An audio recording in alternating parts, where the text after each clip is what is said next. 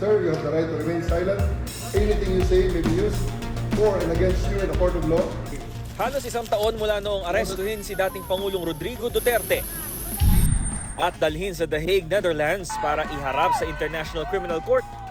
Mamaya, sisimulan na ang confirmation of charges hearing para sa mga kaso niyang crimes against humanity.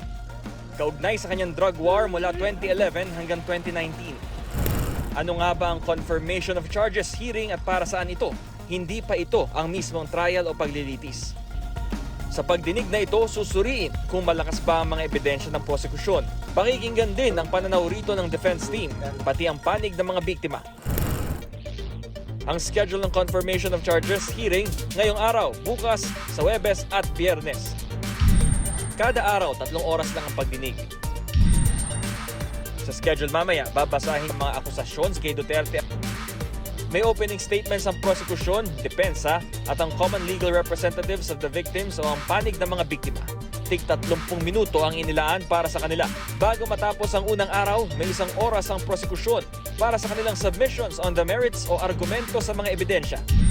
Bukod sa pagpapatuloy ng submissions on the merits ng prosekusyon, may 1.5 oras din para sa mga abogado ng mga biktima.